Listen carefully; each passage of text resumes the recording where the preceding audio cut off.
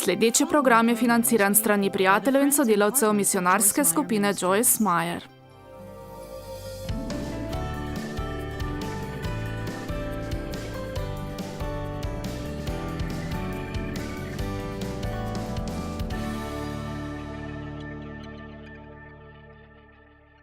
V svoji knjigi z naslovom Živeti pogumno poučujem o čisto posebnem strahu, in to je strah, da ne delam dovolj. Mogoče si mislite, no, to je nekaj, o čemer nisem nikoli premišljeval.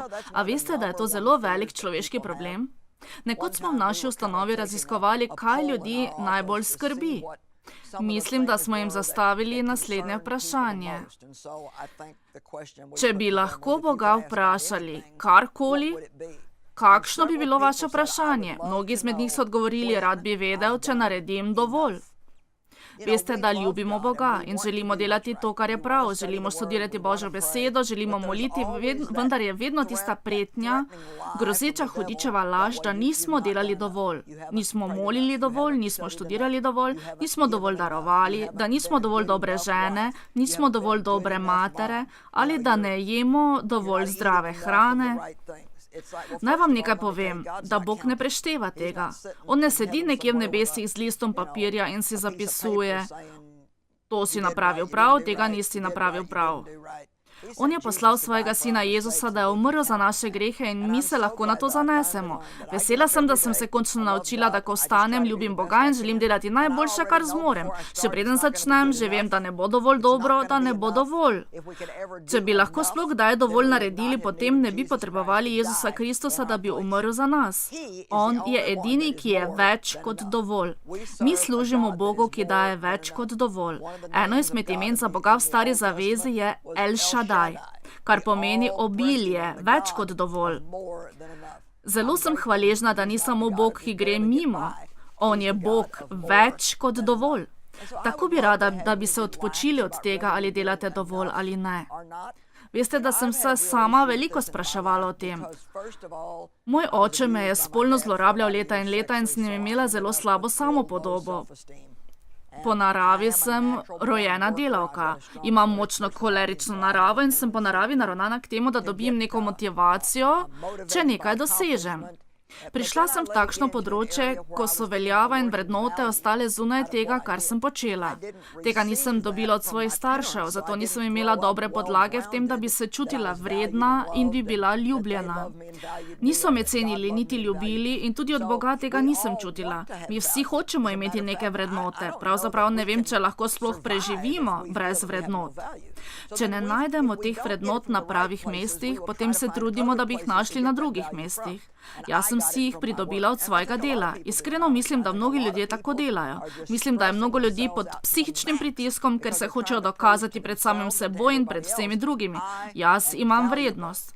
Zato sem delala in trdo delala in končno sem se morala naučiti, da ne morem več delati tako težko, kot sem prej, ker s tem povzročam le stres v svojem življenju. In ne samo to. Ko samo delate, postanete zagrenjeni in se počutite kot vse, kar imam, je delo. Moram pa biti pripravljena in voljna, da to pustim ob strani. Zdelo se mi je, čim bolj sem delala, še vedno nisem čutila, da je dovolj. Naučila sem se, da ni pomembno, koliko stvari imam na listu zapisani za tekoči dan. Sem še vedno imela na koncu dneva nekaj, kar mi je ostalo. Nato sem pogledala tisti listek in si mislila, nisem dovolj storila. Veste kaj? Vesela sem, da lahko povem, da sem se tega osvobodila in tudi vi se lahko osvobodite. Bog si ne zapisuje stvari, ki jih vi ne storite. Vaše upravičenje pred njim ni odvisno od tega, koliko delate. Je osnovano na tem, kar je Kristus napravil in odvisno je od vaše vire vanj. Če dopustite, da vas Bog vodi, potem se boste zavedali, ne boste gledali drugih in rekli, moral bi delati to, kar dela on. Veste, da različni ljudje imajo različne darove in različne količino milosti. Mogoče je to mama, ki vzgaja 3 otroke in še hodi v službo. In mogoče je druga mama, ki tega ne zmore. Veste kaj, to ne pomeni, da ste vi kaj manj vredni ali da ne delate dovolj. To pomeni le, da sta nekoliko različni. Vi morate storiti to, kar vas je Bog prosil in tako živite v milosti, ki vam jo je dal. Ne pa, da skrbite za to, kar je Bog dal nekomu drugemu zadelati. Veste, da me mnogi vidijo po televiziji in me tako spoznajo, da sem tista, ki vodi misijonsko službo. Vendar pa je moj mož enako pomemben v tej misijonski službi. On pač ni bil poklican, da bi poučeval. Na začetku najinega skupnega življenja v duhovni službi je bilo kar precej težko. Ko je začel moliti v ta namen, mu je Bog položil na srce: če boš živel v milosti, ki sem ti jo dal, boš vedno srečen. Ne poskušaj delati tega, kar dela Joyce. K temu te jaz nisem poklical. Ti stori tisti del, ki sem ti ga jaz dal. Veste kaj? David ima večji del. Vi imate del in drugi ljudje, ki jih poznate, imajo tudi svoj del. Ne čutite se pod pritiskom, da storite več, kot pa je vaš del. Storite to, kar vam je Bog dal, da storite. Ne plačujte čez ceno za laž, da ne delate dovolj. Kristus je več kot dovolj. Bog vas blagoslovi. Lep dan vam želim. Moj naslednji sklop predavanj bo na temo soočenja. Soočenje. Danes in jutri bomo govorili o tem, kako se soočiti s strahom, ker ste mogoče že dojeli, da občutek strahu je skorajda nemogoče izgubiti v svojem življenju. Ko nam Svetopismo pravi, da naj se ne bojimo, to še ne pomeni, da ne bomo občutili strahu. To pomeni, da če tudi občutite strah, še vedno hodite naprej in delajte to, kar verjamete, da bi morali storiti. Ko občutite strah, se ne omaknete v bojazljivosti. Bojazljivi smo, ko se odzivamo na ta strah tako, da začnemo bogati to, kar hoče sovražnik, in ne poslušamo več Boga. Strah prepreči, da bi napredovali. Ali je tu kdo, ki se je kdaj počutil tako, da mu je strah preprečil, da bi storil to, kar bi moral storiti? Poglejmo. Prav. Moramo govoriti o tem, kako se soočiti s strahom. Zame je bilo čudovito odkritje, ko sem se zavedla, da ne morem kontrolirati svojega občutka strahu. Zgodilo se ob različnih časih, ko je bilo nekaj novega, ali je bilo nekaj težkega, ali ko se mi je zdelo, da ni pravega odgovora. Ob takšnih situacijah sem pogosto čutila strah, vendar sem se tega naučila, tudi če sem se bala. Še vedno sem lahko delala to, kar verjamem, da Bog hoče, da delam, pa čeprav sem se tresla od strahu, se znojila, bila nervozna ali sem imela kakšno drugo fizično znamenje strahu. Soočenje je nekaj, kar večina ljudi sovraži. Vendar je pomembno, in če tega ne storite v svojem življenju, če se ne naučite soočiti se s hudičem, če se mu ne zoperstavite in se soočite z okoliščinami in situacijami, če se ne naučite soočiti se včasih z ljudmi, potem vam lahko zaupam, da boste imeli bedno življenje in ne boste nikoli delali to, za kar ste ustvarjeni. Ljudje govorijo: sovražim soočenje. Nisem dober pri soočenju. No, ne poznam nikogar, ki bi to imel rad. Lahko pa vam povem, da se tega morate naučiti in kako se tega pravilno naučiti. Oče, zahvaljujem se ti za tvojo besedo, verjamemo, da bo vsakemu pomagala, verjamem, da vsak potrebuje Božjo besedo, da vsak potrebuje poučevanje, torej bom začela pridigati in bom dopustila, da bodo vsi drugi poslušali. Hvala, Gospod. Amen. 2. Mojzesova knjiga 14. Izraelci so prosili Boga, da bi jih izpeljal iz Egipta. Tam so bili sužnji. Prepričana sem, da so kar veliko časa molili. Bog jih je uslišal. Izpeljal jih je iz Egipta, z mogočno roko jih je odpeljal iz Egipta. Bog jim je izkazal vse vrste čudežev in znamen, ki bi se morale spremeniti v trden kamen vere. Vi bi mislili o stvarih, ki so jih oni videli, in da ne bi nikoli več dvomili v Boga ali da bi vas bilo strah. Postoj in poglej, sedaj so bili zunaj v puščavi in Bog jih je namenoma vodil v Rdeče morje. Svetopismo pravi, da je bila pot okrog Rdečega morja, ki je bila krajša in bi jo lahko izbrali. Vendar, ker niso bili pripravljeni za vojno, kar je zelo zanimivo stališče, zato jih je peljal naravnost v Rdeče morje in jim zaprl pot, saj so jim Egipčani sledili. To je, kot da ste med kladivom in nakovalom. Samo majhna opomba. Bog nas ne vodi vedno po enostavnih poteh. Zato v svojem življenju večkrat ne razumemo, kaj se dogaja in se nam včasih ne zdi kaj pošteno. Mi vemo, da je Bog Bog in bi zagotovo morala biti lažja pot, kot pa je ta, ki jo je izbral za nas. Zdi se, kot da je vse življenje težko in še vedno bolj težko. On jih je vodil v obljubljeno deželo. Vendar je vedel, ko so prišli tja, bodo še vedno imeli sovražnike in niso bili pripravljeni, da bi se z njimi soočili. Ali vi mislite, da se jaz ne soočim s sovražniki zato, ker sem v duhovni službi? Tukaj sedijo ljudje, ki bi zelo radi bili voditelji bogoslužja v cerkvi. Vi bi radi predavali ali bi radi imeli svoj posel. Mi hočemo različne stvari, vendar pa morate razumeti, da nova stopnja vedno pomeni tudi novega hudiča. Torej, da bi molili za kakršnokoli napredovanje in ne bi bili pripravljeni se soočiti s tem, kar bi prišlo, je neumno. Ko me je Bog prvič poklical v to duhovno službo, še tega nisem vedela. Morala sem se naučiti, kakor se pač mora vsak tega naučiti.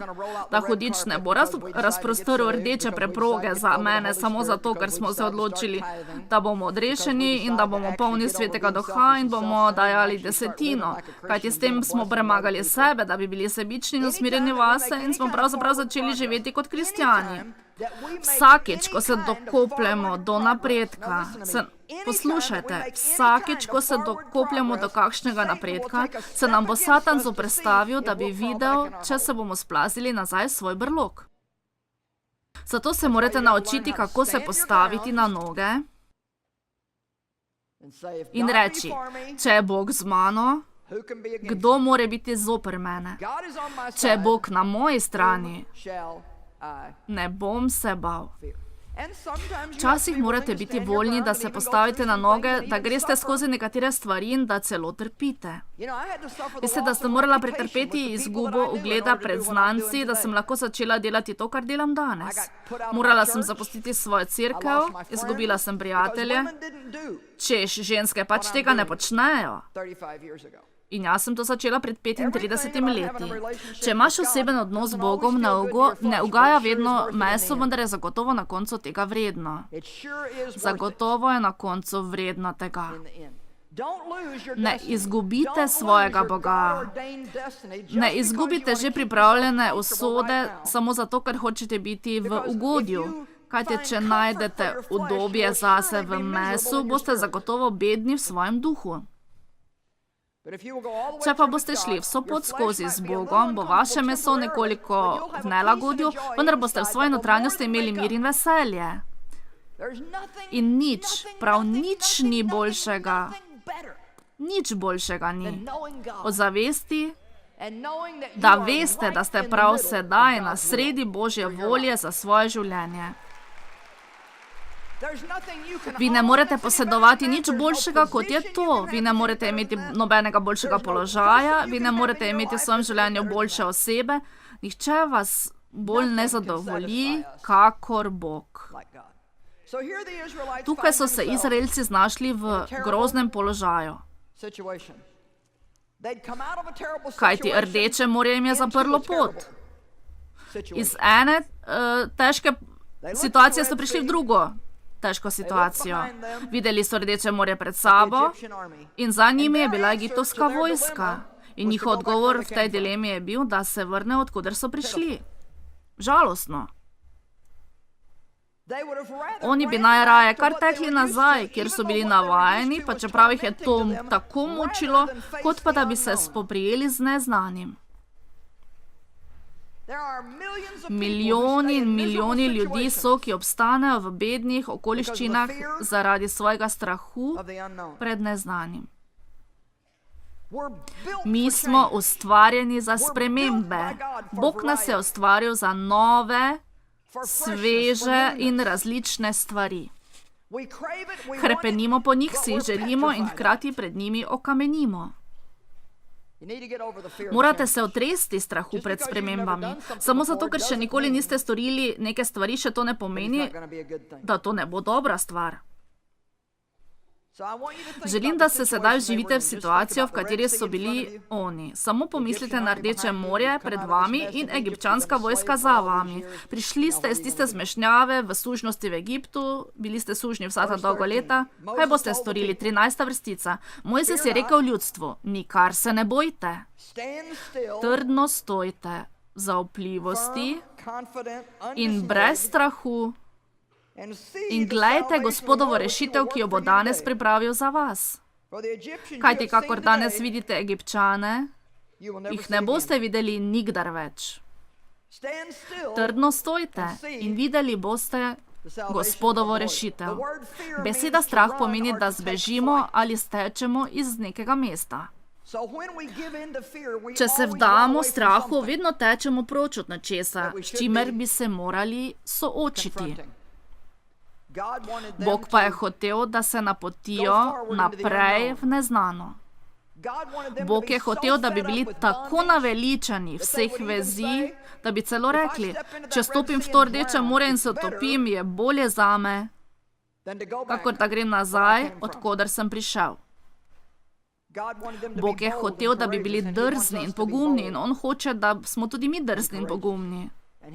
Rekel je, trdno stojite, pomislite na to, to je zanimivo stališče. Kajti, ko se v nas naselijo čustva strahu in se naš vdaja blaznim mislim, je prva stvar, ki jo moramo napraviti, da mirno stojimo in se oddaljimo od čustev, od naše glave, ter preiščemo svoje srce ter rečemo, kaj mi Bog pravi v tej situaciji. Mogoče se nekateri izmed vas prav sedaj v takšnem stanju, mogoče nekateri, ki me sedaj gledate po televiziji, ste prav sedaj na tej točki svojega življenja in čutite, kot da ste med kladivom in nakovalom. Počutite se, kot da je za vami egipčanska vojska in pred vami rdeče morje. Vsa vaša čustva postanejo zmešana in tudi vaš Kličete svoje prijatelje, ki sami ne veste, kaj naj storite in njih sprašujete za nasvet, kako ne koristne stvari. Kaj pa misliš, da bi moral storiti? Kaj naj storim? Ali ste opazili? Oni sploh ne vejo, kaj naj oni delajo, ne da bi še vedeli za vas. Pridobiti se morate nasvet od Boga, ostati morate mirni. Pridobiti Božjo besedo in storiti to, kar verjamemo, da nam Bog govori, da storimo. In videli bomo Gospodovo rešitev, ki bo delala za nas. 15. vrstica pravi, Gospod je rekel Mojzesu, kaj vpiješ k meni? Še rajše imam nadaljevanje. Ukaži Izraelovim sinovom, naj se odpravijo. Veste kaj? To je danes za nas Božja beseda. Pojdite naprej. Pojdite naprej. Pojdite naprej. Ne ozirajte se nazaj, ne bežite nazaj, ne bežite proč od in ne bežite nazaj. Pojdite naprej. Če ste postavili svoj in se osredotočili na nekaj, pa čeprav je težka pot in neugodna, pojdite naprej. Ustvarite si to navado. Ni mi mar, kako težko je, napravil bom vse, kar mi je Bog rekel storiti. Ni pomembno, kako dolgo bo trajalo, storil bom to, kar Bog od mene pričakuje. Ni pomembno, kaj me bo stalo, storil bom to, kar mi je Bog zapovedal. Prosim vas, da se napotite vso pot skupaj z Bogom. Prosim, prosim, prosim, ne opustite tega, pa čeprav je težko ali je pot neugodna in se počutite, kot da je pred vami rdeče morje in za vami egipčanska vojska. Prosim vas, da se ne ustavite, rotim vas, da se ne ustavite, ampak še naprej vztrajate v tem, kar Bog hoče, da postanete. Delajte to, kar On hoče, da storite. Tako boste imeli vse to, kar On hoče, da imate. Slavimo Gospoda. Amen. Prosim, prosim, prosim, ne obupajte.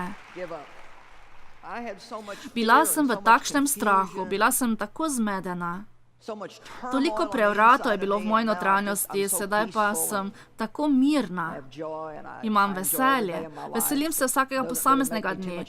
Ne napravi mi preveč razlike, kjer sem sedaj. Veselim se. Pomislila sem na trenutek, ko sem tako mirno sedela in čakala, da nastopim in kako zmedena sem bila včasih. Mislim, ali je kdo tukaj, ki je utrujen od zmede, tesnobe, strahu, skrbi, negotovosti, vseh raznih muk, ki so prtljaga takšnih stanj? Bog se ne ozira na razlike v družbenih slojih. To ni nekaj, kar bi On storil zame ali le za nekaj izbrancev. Božje obljube so za vse, ki to hočejo. Ne samo za tiste, ki hočejo njegove obljube, ampak ki izpolnijo, kar je potrebno za obljubo. Bog od nas pričakuje, da storimo stvari. Bog od nas zahteva stvari. Dobra stvar pa je, da vam samim ni potrebno storiti tega, kajti za karkoli prosite, vam bo dal tudi moč, da boste to storili. In da vam ne bo treba bežati od dane situacije. Poglejmo v knjigo Sodnikov.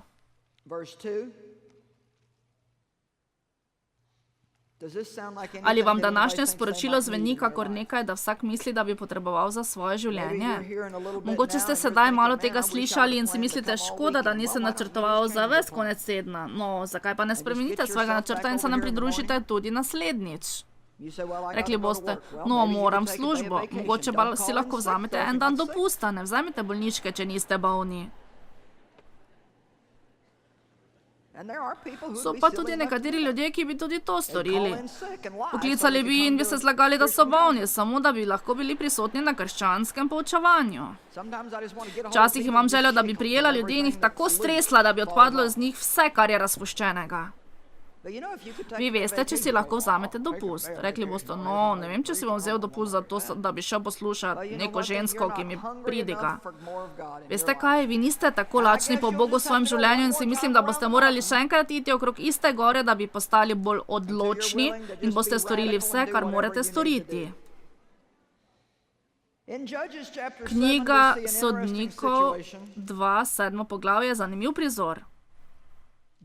Gideon in ljudstvo, ki ga je spremljalo, so se pripravljali na veliko bitko.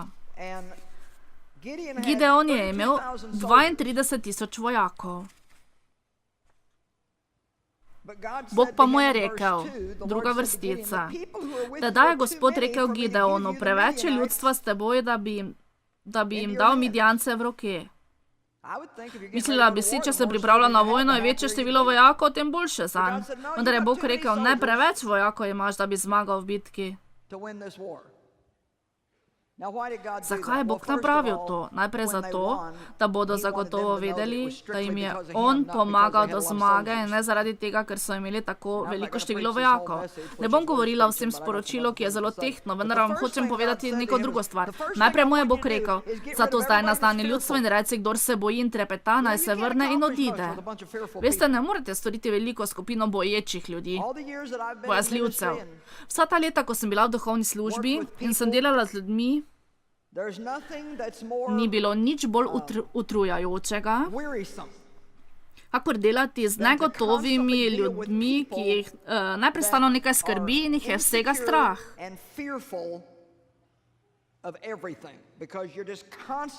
Kajti ti jih moraš neprestano potiskati naprej, da lahko storiš to, kar želiš, da bi morali delati. Bog je rekel, kdor se boji in trepeta, naj se vrne in odide. Dovolj zanimivo je to, zelo zanimivo je to, da jih je bilo od 32,000, kar 22,000 tistih, ki jih je bilo strah. To ni zelo dobro povprečje. Če si to vzamemo kot vodilo, potem zagotovo iz tega lahko vidimo, da mi vsi moramo slišati dobro sporočilo o tem, da naj nas ne bo strah. Mogoče potrebujemo takšno spodbudo nekajkrat na leto, ker strah je glavni satanov duh, ki bi nadzoroval ljudi. Obstaja tudi mnogo drugih ostudnih demonov, ki imajo različne naloge, vendar verjamem, da je strah glavni zli duh, ki ga uporablja sovražnik človeške narave. Kot sem vam rekla že prej, želim, da si zapomnite, Bog hoče, da bi mu verjeli in da bi mu vedno verjeli, da bi verjeli, pa ni pomembno, kako izgleda. Da bi verovali, pa ni pomembno, kako dolgo bo trajalo. On hoče, da ohranimo vero vanj. Brez vere ne moremo ugajati Bogu. Ko imamo vero, in poleg tega se naša vera pogostokrat zdi smešna, kar mislim s tem, da verjamem Bogu, da bi napravil nekaj po naravni poti, kar se zdi popolnoma nemogoče. Vera vedno odpre vrata za Boga, da lahko deluje. Vsakič, ko molite za nekoga drugega in zares molite o veri, vam odpre vrata za Boga, da poskuša napraviti nekaj v njihovem življenju.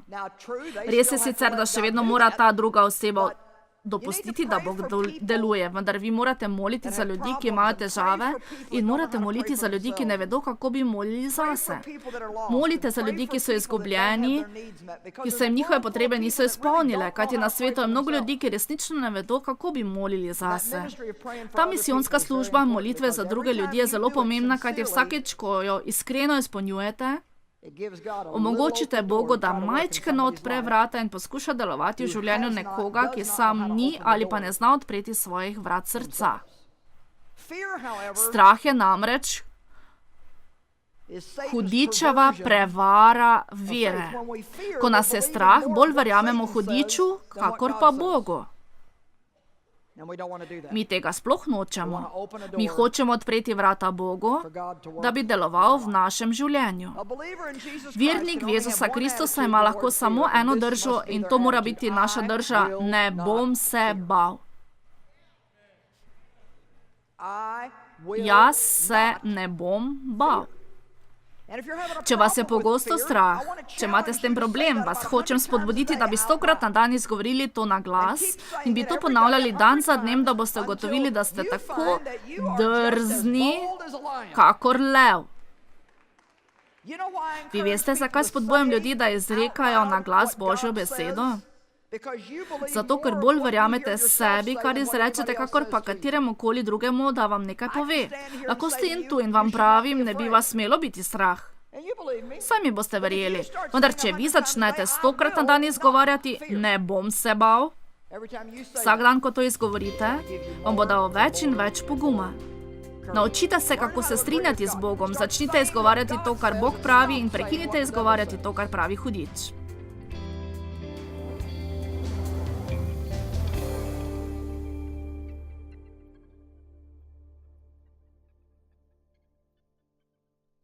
Predvajana oddaja je bila plačana s strani prijateljev in sodelavcev misionarske skupine Joyce Meyer.